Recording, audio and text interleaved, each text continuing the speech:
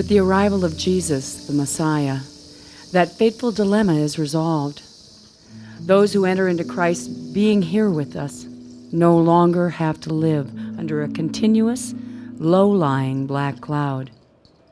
A new power is in operation. The Spirit of life in Christ, like a strong wind, has magnificently cleared the air, freeing you from a fated lifetime of brutal tyranny at the hands of sin and death. God went for the jugular when God sent God's own Son. God didn't deal with the problem as something remote and unimportant. In God's Son, Jesus, God personally took on the human condition, entered the disordered mess of struggling humanity in order to set it right once and for all. The law code, weakened as it always was by fractured human nature, could never have done that.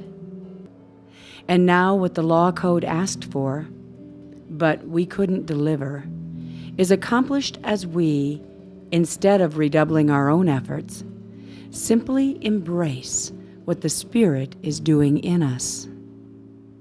Those who think they can do it on their own end up obsessed with measuring their own moral muscle, but never get around to exercising it in real life. Those who trust God's action in them find that God's Spirit is in them, living and breathing God. Obsession with self in these matters is a dead end. Attention to God leads us out into the open, into a spacious, free life.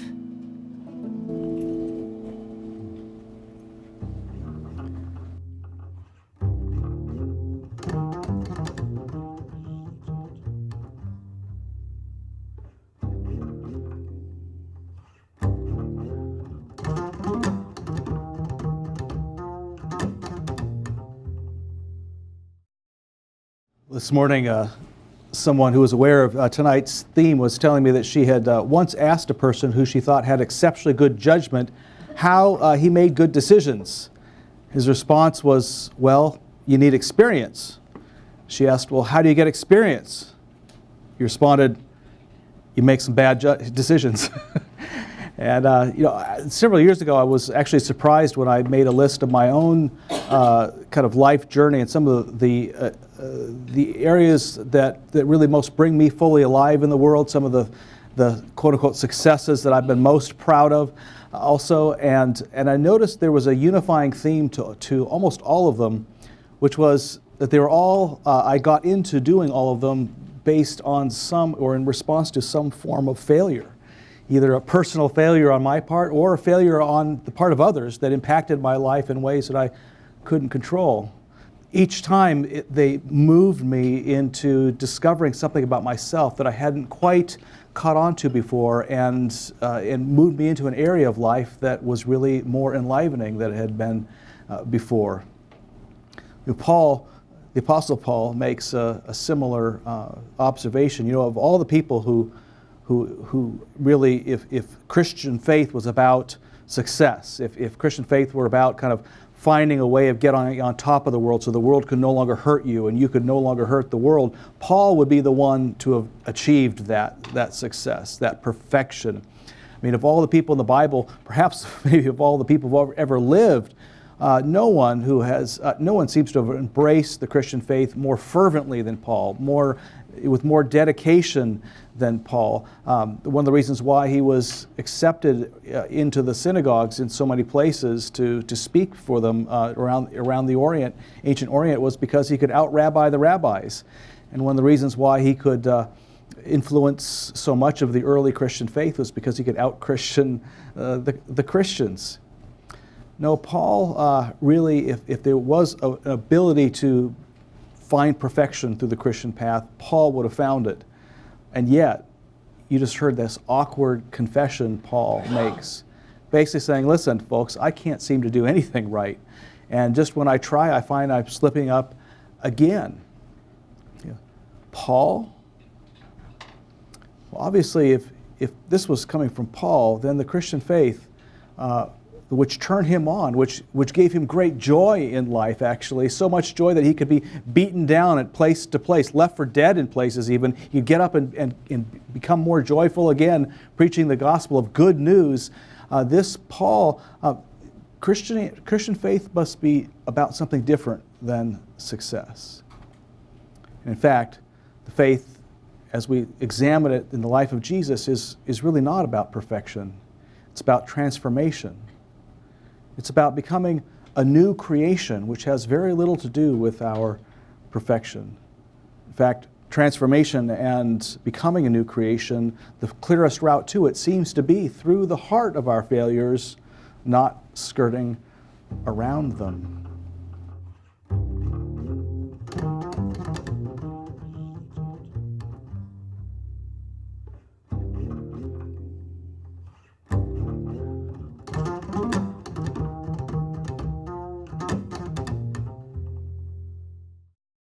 So many people follow a Christian faith that they feel will lead them to success. When they discover it doesn't, there are generally two responses. There are some who internalize the problem, saying, well, I must be uniquely flawed. I must be incapable of following this Christian journey. They blame themselves for the fact that they can't find the perfection that they thought Christianity was offering. Others don't internalize the problem, they externalize it. They blame their churches or their ministers for faulty advertising, for a faulty message that hasn't yielded the results they were expecting. Either that or they have an awakening which convinces them that Christian faith perhaps was faulty from the start, or at least terribly outdated for our day. No, when this happens, people oftentimes turn then to other paths. They enroll their children in soccer rather than Sunday school, take their kids to chess class rather than confirmation, get their teenagers involved in every kind of extracurricular activity they could possibly find that will fill their days besides faith development, hoping that to get them into a good college that will get them then a good job, which will attract a good spouse, which will allow them to buy a good house and a good car and have that good life until it doesn't. No, when it comes to perfection and finding success, Christianity may have nothing to say about it, but the path of secularism has less than nothing. You know, who among us would actually say that our economy or our lives or our jobs or our families or our marriages would be better if more people simply turned their backs on God, or more people decided they wouldn't submit to any higher authority than their own egos, that they would rather turn away from serving God's realm and build their own private empires? Would life really be improved? Now, what is the purpose of Christian faith, then, if not to ensure our success and lead us to greater and greater states of perfection?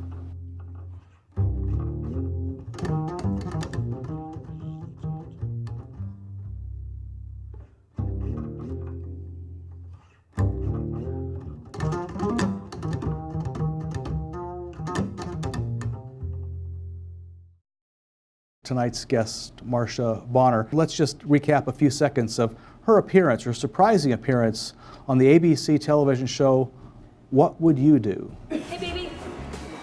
Wait, what? You with a white girl? Yeah, that's my girlfriend. You couldn't find a strong black woman for you? Excuse me? She wants Rachel to apologize to Kristen. Yes, you should, while it's still on your spirit, so that you can sleep better tonight. Trust me. Yeah, I'm sorry. Come here. That's what works for us. Hugs, helping us grow spiritually. Hi. Marsha, it's great to have you on tonight's episode. Welcome to Darkwood Brew. Thank you, Eric. Thank you for having me on tonight. It's really a privilege and an honor.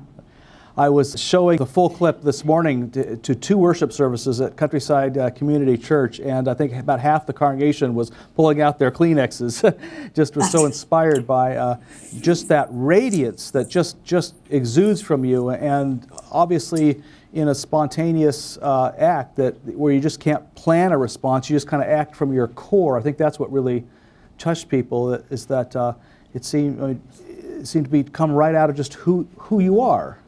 Gosh, I don't even know where to begin. Sometimes when I'm watching the video myself, I can't, I get my arms around exactly what was happening in the moment, and I try to reflect, and that's almost impossible because I live in the moment. And the first thing I want to say was I was just having a conversation, and the fact that it was being filmed and videotaped came as a complete surprise to me. You know, Eric, sharing and giving is something that I've just always done. So in having this particular conversation, I didn't really feel like I was doing anything special. And what has transpired as a result of the conversation totally amazes me. And I'm pleased, I'm blessed, and I'm grateful that so many people have been touched by the video, but more importantly, that they've been touched by the video for different reasons in their lives. That's what I find most fascinating about the message that was delivered. It's not the video; it's the message in the video. And I'm just glad that I was the vessel that was used that day in Harlem, in a barbershop. I mean, who? Well, I wasn't going to say who does that, but I'm real clear about who does that. And so you can pick it up from there, Eric. Yeah, that's right. As you gave that hairdresser a hug, you kind of pulled out this acronym, HUGS, helping us grow spiritually. Where did that come from? It came from the, and I'll use this term, I'll use God, I'll use the God that I honor, and I'll use spirit, because we all approach the God that we honor in different ways. And, you know, I respect all people for however they choose to do that. But in relation to the acronym itself, I have no idea. Okay, it simply was something that I'm comfortable doing, hugging, but the term itself just came out. Now, you know, it would be real easy. It would be great if I say, oh, Eric, that's something that I say all the time. I walk the street talking about helping us grow spiritually. And I tell you, my brother, that is not the case. That is the first time that I had ever used that term from my lips to someone else.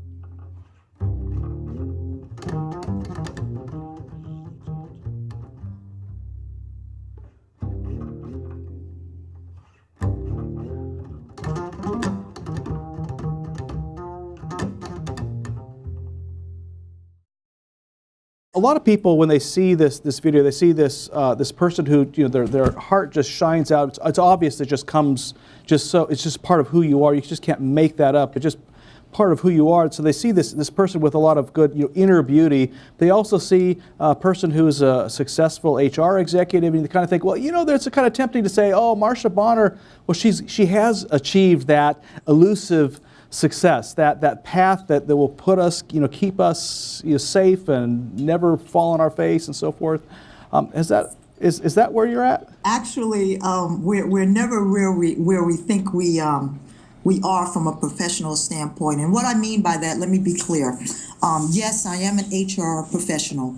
Yes, a lot of the focus for my career has been on diversity and inclusion for a lot of reasons. You know, I'm an African American.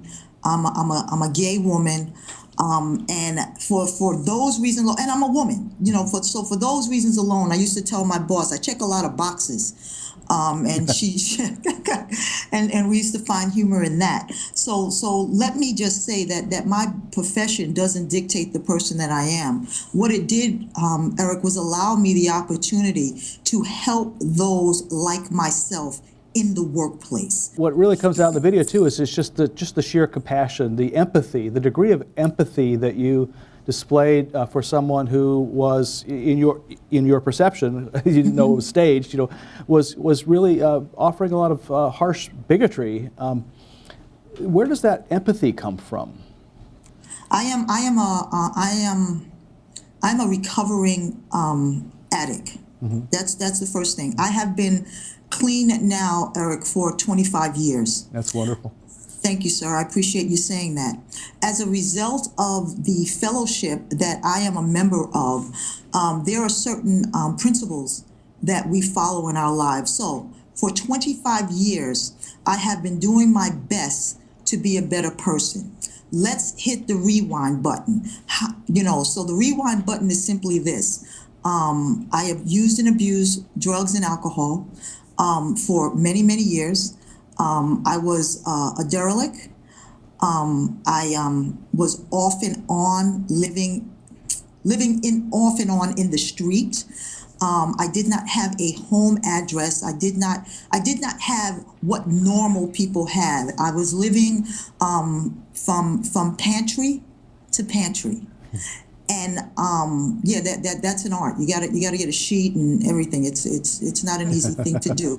Most people think living paycheck to paycheck is hard. Pantry to pantry is a lot harder. Pantry is even harder. And I don't say that to minimize the struggle. What I say it because it's important for people to understand that there are people like that who are struggling.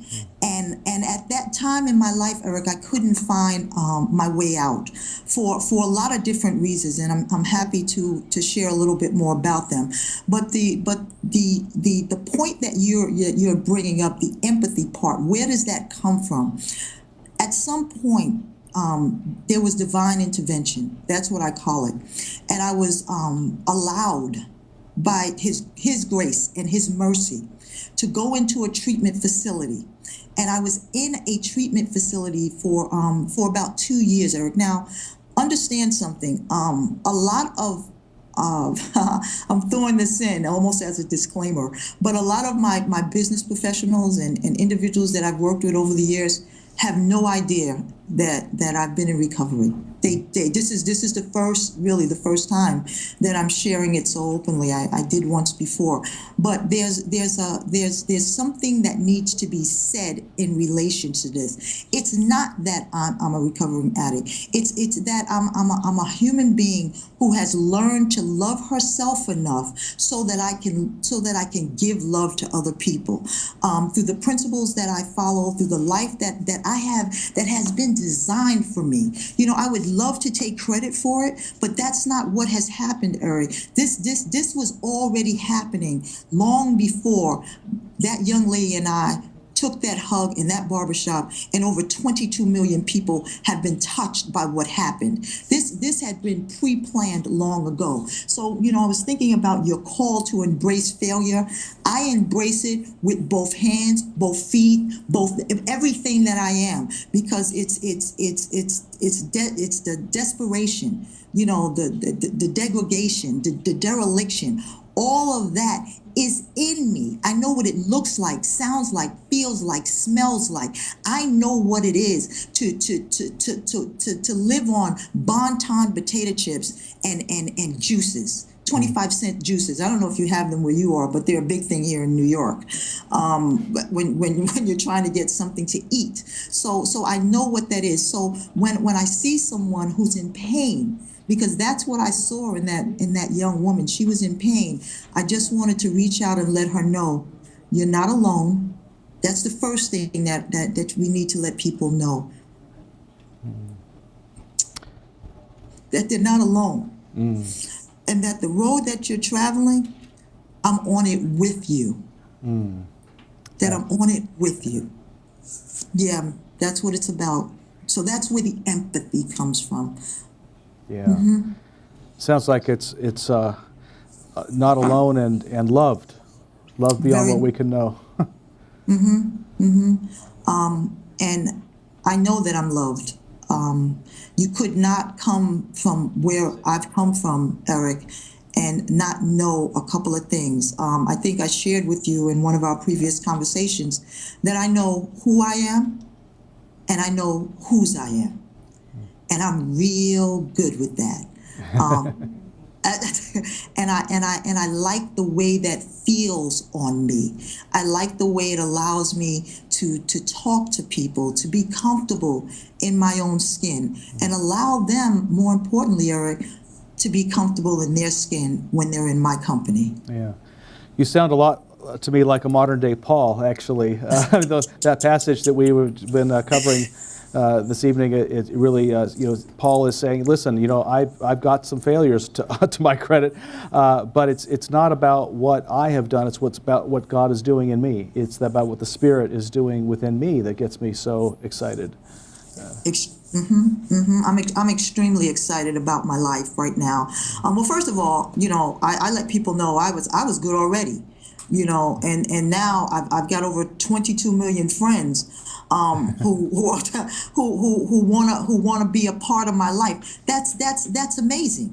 That's amazing. And many of them are from countries that I had never even thought that I would have friends in, Taiwan, China, the Netherlands, Turkey. I mean, I've gotten responses to the message in the video from all over the world. And that only tells me one thing, which I'm sure you're very aware of yourself, Eric, that people are in search of and in need of something to help them feel better about who they are in this world that we live in, and what's their purpose, and how do they get there, and all of those questions that continue to surround us in our everyday lives. The funny thing about trying to answer those questions is that if you just, in my humble opinion, if you just do what it is in your heart to do,